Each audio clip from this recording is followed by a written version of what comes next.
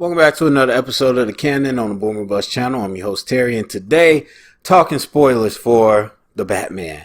I was going to do this a little bit closer to the Thursday date, but didn't get. I was waiting on people. I thought I was gonna have people to talk about it with. Didn't get that. Then had to sit down for a while because of some medical stuff, and then all that actually gave me time to go see it a third time the other night. And so that really helped solidify my opinion, which I'm happy I was able to do because I had a very, very uneven experience. The first time I saw it was like on 10 out of 10. The second time I saw it was more like a 7 out of 10. And I didn't know how to cope with both of those. And the third time really solidified my opinion. So I'm glad I was able to do that. But we're going to get into spoilers, obviously. So don't come for me if you have not seen the Batman. I'll get general thoughts at the end. I figured after listening to a number of people and watching this movie and thinking about it, I figured the best way to review this is by the characters. Every movie's different. And I think for this in particular, the characters make the most sense because it was kind of a character study. So let's start with, to me, the star of the show, Paul Dano. Paul Dano as the Riddler. The Riddler was the revelation of this movie. You definitely are going to walk away thinking about the camera and the shots and, a lot of the visuals, 100%. However, the tone doesn't really, you don't get this serial killer, this noir tone that everybody talked about unless you have the Riddler, who sets it all off from the very beginning of the movie. You're talking about opening up the movie. There's a murder within 5 minutes of the movie. And it was so creepy, but it was a good way to set the tone. I think what I found all three times is that there's a lot of DNA of Christopher Nolan's movies in this. There's a lot of it. If you just, especially the Joker, I think if you really listen to some of the stuff he said and just watch the movie, you can see there's a lot of it. In particular, you have the Dark Knight opens up with the Joker, and we see kind of him in action. I think that was a conscious effort to kick it off with the Riddler in a similar way. But you get a totally different thing. This ain't an action heist. This is this man like stalking his prey. And then the shot where the mayor moves from the TV from watching the TV and the Riddler's just standing there. That set the tone for me. That let me know what type of movie I'm dealing with. That let me know what type of world I'm dealing with. And then not just the, what they call a jump scare, but they sit on it and watch him watch the dude with just these intense eyes. And he was just like, yo, dude got a problem. And then he kills him. And they do this a lot, and I think they did it well. They use the blurry camera shot to really take out what they, I wouldn't say they don't want you to see, but it's not going to make it rated R, but you know what's going on. And I think they did that so well throughout this movie. And so Riddler, right off the bat, lets you know what he's about. And then throughout, we see a couple more murders and everything. And the clues that he leaves.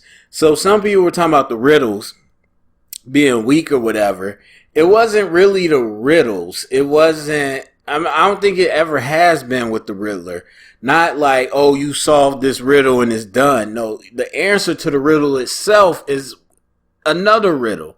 So like, what does a liar do when he's dead or something like that? He lies still. So yes, that's the answer to the riddle, but literally the riddle was you had to take those codes in the cipher, take out everything else except those symbols, then you get drive, which led you to his cars, which you found the one where you stabbed the thing, and you look for a USB port because thumb drive because he cut off his thumb.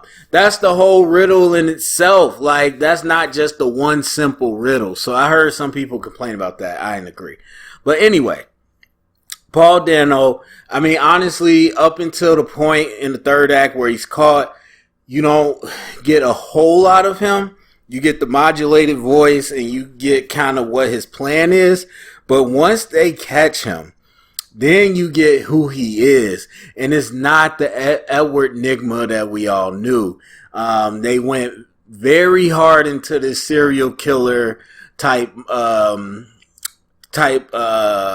what word am I, not motif, but they went right into that character of this guy that's definitely unhinged, like the kind of nerdy accountant guy that is secretly a killer. And I love the way he portrayed it. Like, I was just ordering a slice of pumpkin pie. Like, you could tell he's never had this confidence before. He's never felt like this powerful until now. People know who he is. People were following him. People were believing in him. You could see he was gassed up. And then just great reaction to being arrested. But when he sees Batman and he has that creepy smile. And then, of course, you get the Arkham scene. Oh, it was so good. I always go back just for that scene. And even though it's way longer in the movie, I'm like, I got to stay to see that scene because the back and forth with Batman is so good. Not only does Dano, he said his name's Dano.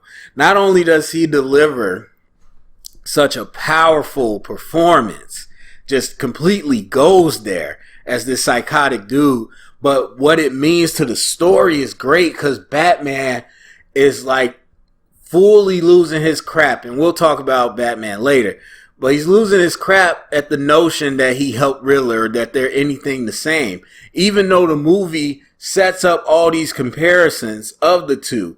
You obviously got the opening shot with the binoculars, and then you get the same shot when Batman's watching Catwoman, and then you get the writing in the journal so he can remember his thoughts and his days. And then Riddler having all these journals too. The Wayne connection has been an orphan, blah, blah, blah. So there's definitely all these dualities that come between these two. And Batman absolutely rejects the notion of being anything like him and loses his crap. And Batman, no Batman that I've seen typically does this, loses his crap and start talking crap to Riddler. And you can see that Riddler just spazzes out. So it was great. It was so good. So, yes, creepy, like eerie, thriller, all that is added to this movie with the Riddler. Now, I heard some complaints about him going a little bit over the top, where it might be a little manic, might be a little Joker. And I'm gonna be honest, the first time I saw it, I was like, no, I'm fine. Like, he's mentally disturbed. He has those episodes. Like, the one I'll defend to the end is the Arkham scene. I'm fine with him doing that. Now, the stuff on the Skype or like the FaceTime and all that, I will say after 3 times, there are some moments where I think he just went a little too much. But it was still good. Oh, and that shot at the funeral when everybody ran and he's just standing there in the shadow, beautiful. So yes, Dano absolutely starred the show. Zoe Kravitz, I liked her. And I think there's room to grow. I'm not in love with her like everybody else. In general, I'm not. Like, she's not my type. And then on top of that, people are going crazy about her performance, which I think was solid. And I think it was a very vulnerable Selena Kyle. When I watched it again, you really realize, just like Batman, she's new at this. Like, you could tell from her closet and all the tools she has, she's been a cat burglar. But people don't know who she is. She's not the Catwoman. She's not renowned. She's not really out here killing nobody or anything. She's just kind of very low key. And this all kind of pushes her into a life where it's like, I got to be more than that. Just like Batman said, I got to be more than just this vigilante out here seeking vengeance. She has to be more than just this low-time cat burglar, because there's too many people that have power over her now. They didn't say that, but obviously that's what I infer. And I thought about it as I left the theater. I was like, you know what? By the time, because you always talk about the line between Batman and Catwoman and, how they're on different sides of that. And I'm like, you know what? This Catwoman is not really a killer, though. But then you think about it again as an origin story. She lost her mom at a young age. She finds out that her estranged dad is the one that killed her. And then he killed her girlfriend. And then he tried to kill her. And so then she watched him get killed. So it's a lot of darkness. And I think wherever she goes, when she comes back, she'll be a little more cold-blooded. At least they can go that route. And so, again, a lot of people have been complaining about things that I think you got to stop and realize this is year 2.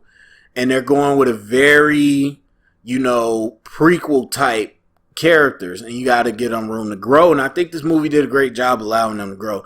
Zoe Kravitz, again, I don't know what it is. Something about her just does say Catwoman. And again, I like the performance, but I wasn't in love with it. But I do think they set the foundation for her to do even more.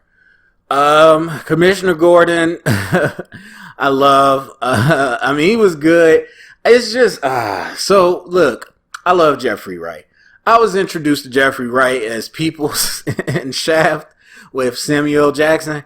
And so it's hard for me to unsee that whenever I see him do stuff. Especially some of the facial expressions he was making look like Peoples. I'm like, I was kind of laughing. But I loved it. He went like the most boilerplate, hard-boiled cop. Like, I know they couldn't smoke because it's PG-13, but it felt like he should have had a cigarette in his mouth at all times and half drink glass of whiskey in the hand all times throughout the movies. That's exactly how he felt.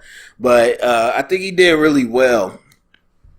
I do feel like, not that he was bad, but I do feel like in other iterations too, this isn't just this movie, Batman sometimes make Commissioner Gordon look dumb.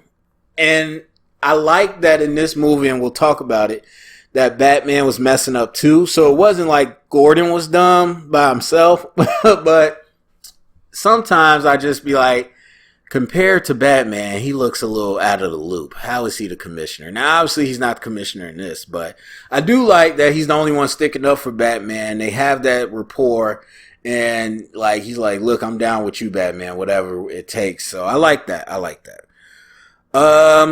Alfred was barely in it, but I liked him. That's pretty much it. So Batman. Again, this is a prequel type Batman, year 2 Batman. This guy is learning to be Batman, and I think we see that. I don't want to say like we never saw before, because I've been hearing that a lot, and to be honest with you, Batman Begins was more of a prequel. Like, they went into even more backstory than this. And so I think some people kind of forget that. Like, Batman Begins was year 1, legit. That he just started being Batman. And so he definitely had some stumbles. But I don't think anything was as bad as this Batman. Because, and I wouldn't say he effed up bad, but he definitely was not, he was not 100% in his detective work, in his fighting style, in his decision making. It's just a couple things where it's just like, yeah, what are you doing? Like, we know Batman has a death wish, but he also wants to complete the mission. So Batman wakes up in the middle of these cops, and he's just trying to fight all of them. And it's like, okay, calm down. Yeah, okay, we cool. And then he was like, we got you on assaulting officer. Put me down for assault 3. Like, he talking crap. Like, he want to go. I'm like, bro, what are you doing? You about to throw it all away? You gonna try to beat 30 cops with guns just to be unmasked and put in jail forever? Like, come on now. And then, as I mentioned with the Riddler, he snapped off and started talking good crap to the Riddler. And it's just moments like that and other moments where he clearly doesn't have it all figured out. And that's okay, because that's what the journey of this movie is for. And I love what Robert Pattinson brought to this character. Yes, I understand. It's not the Bruce Wayne you're used to, and that's okay. Bruce Wayne is just, even you think about Batman Begins, again, that's the movie to compare it to. Everybody compares to The Dark Knight. That's the movie to compare it to. When you think about Batman Begins, Christian Bale is an adult Bruce Wayne before he left, he wasn't this bad, but he wasn't out there. He wasn't working with the company. He wasn't doing nothing. He was just a sad person. And that's exactly how this Batman is. And so you gotta let him work through that. And I think obviously the movie arc, he kind of has a new focus, but he's a recluse. It makes sense.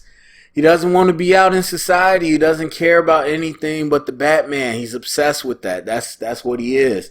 And Riddler says, we know I'm looking at your true self. That we all know that. Now, the one thing I'll say, with them going this route, with Bruce Wayne being super reclusive, very emo, standoffish, as some people have said, seems like an alien. Wouldn't that be your first guess as to who Batman is? Like, is that just me? If a white guy around the same build popped up in a bat suit, fighting crime, beating people up with gadgets that look expensive, wouldn't you think it's the billionaire emo kid who no one ever sees? Like, wouldn't that be your first thought? Now, obviously, you got the Superman effect, which I think is real. It's just, when you know somebody, you can't always picture them being something else. Not that they know Bruce Wayne, but they know he's rich. And so it's hard for anybody to be like, would a rich person really be spending their time doing that? Ain't they doing rich people stuff? And so I get that. But still, this Bruce Wayne, I'd be like, if I lived in this world, I'd be like, Bruce Wayne is Batman. Come on. Now, we all know that, right? But that's just me. But other than that, I love the portrayal. You know, forget the decision. I love the portrayal. Robert Pattinson, especially if you watch him, he's a real jovial dude. Man, he could turn it on when he wants, and he just plays this disconnected Batman. Or Bruce Wayne, really. And Batman, kinda. Because Batman, a lot of times he don't talk. A lot of times he just stares at you. Or he just looks at people weirdly. And he does that as Bruce Wayne. And it is this, like, he's very disconnected from human touch. And I loved it. I loved the portrayal. He gave us, I felt it. He was acting with his eyes, as everybody says. And he was. If you watch the part where Selena unzips the bag and they find the girl, and you see his reaction, or you see the reaction when Penguin knocks the trucks into each other on the highway. You watch his reaction when he sees what the Riddler is actually doing. Like, it's in his eyes. And in the oh my God, the best one is when he's Bruce Wayne and he sees the Riddler at the top of the church in the funeral scene. Like, his face, like, he's so pissed. And you know what? Ben Affleck did a good job with that too in BVS. An excellent job. And I thought Robert Pattinson brought that heat as well. So I love that. And then as Batman, I enjoyed him. The physicality, the voice, everything. Except he was being a little petty sometimes. But other than that, I enjoyed it. I enjoy him and his performance. Again, you had a Batman who was figuring it out, who wasn't perfect, who didn't really, I don't think, understood his place in Gotham. He thought he did, but 2 years later, or in year 2, he said crime has gone up. So he doesn't know what he's doing wrong and what he needs to do. And so that just leads him to trying to figure it out, and then a Riddler kind of pushing it over. So great performances. And Matt Reeves, great directing, great cinematography, all that. I love overall that this movie says, again, the same thing that Christopher Nolan said with The Dark Knight, which is escalation. If you come out in this bat suit and do all this, what do you think the response is? One of the great lines in The Dark Knight, and I know I said compare it to Batman Begins, but whatever. One of the great lines in The Dark Knight, or maybe it was Batman Begins, actually. But either way, it was Gordon. He was talking about we buy like something or we get like automatics, they get semi-automatics, We get bulletproof vests. They get armor-piercing rounds. And Batman's like, what's your point? He's like, well, you running around in a bat suit. What you think they're going to do next? There's going to be an escalation. And that's what this was on a different level, because it wasn't just, oh, Batman is out there, we got to find something just as bad. And they did the whole yin and yang, unstoppable force, unmovable object with the Joker. But in this movie, it was more like an inspiration. Again, you get to that point with the Riddler and Batman, you realize they're not that far off. And Batman just does not want to accept that. But the Riddler's telling him, like, you inspired me. We did this together. You were doing all the things that I needed done. I had the pieces, but only you could get it done for me, baby. We partners. And so, yeah, I just really like that part, because Riddler said, like, I knew this stuff. I sat here with all this anger, and then I saw you, and I realized how to get it done. Some fear and some concentrated, focused violence, and that will get them to see. And it, much like Riddler is being this weird, not weird, but this twisted inspiration to people, Batman was the same way. You could want to put a message out, but you can't control how people receive it. And so Batman could say all day, that's never my intention, that's not what I wanted, but that's what happened, and that's on him. And Riddler is born of him, much like they made Joker born of him in The Dark Knight. And so, love that. Absolutely loved it. Overall, here's what I'll say. Not better than The Dark Knight. Again, I think just for franchise sake, you compare it to Batman Begins, because that was their first step out of the gate. But I will say, for overall comparison, I don't put over The Dark Knight, and I wasn't sure. And after this third time, I really figured out what it was. Here's the thing. Yes, it's long, as people have said. But the first time I wasn't bothered. The second time, I really felt it, and I was just trying to figure out, what would I cut? And everybody that says too long, I'm like, what would you cut? Because the first time I watched it, I said it's a domino effect movie. Everything leads into the other. And it's still true. After this third time, I realized that, the first 2 hours, I don't know if there's anything you could cut.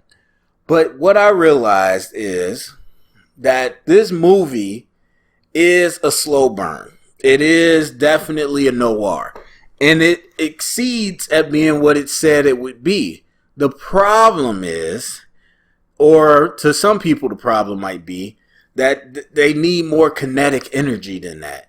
Obviously, there's some, the Batmobile. There's some parts that are a little bit adrenaline pumping, a little bit on the edge of your seat. But for the most part, you got to be on the edge of your seat of the mystery. And that was me the first time and the third time. And the third time I was tired when I went too. So I really didn't think I'd make it. But I found myself wrapped back up in this story with Batman. Because again, almost every scene leads into the next thing. It doesn't stop. There's no real break or random, thing. We are in this mystery. We're in this detective mode. And so if you're not wrapped up into that, or if you don't enjoy that type of slow burn, it will feel a little heavy.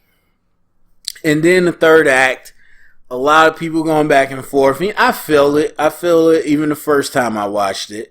Although it's weird because the whole flood, everybody running into the garden, the mayor getting shot, all that was just very whatever. Even the fights and Batman diving into the water, which I didn't really understand the sacrifice, because I don't know, they didn't really make sense to what he did to sacrifice. But everything from him leading them out with the flare into the rest of the movie was amazing. So it's really hard. But at the heart of it, people feel like that was just anticlimactic. And look, the Riddler is not about to fight the Batman.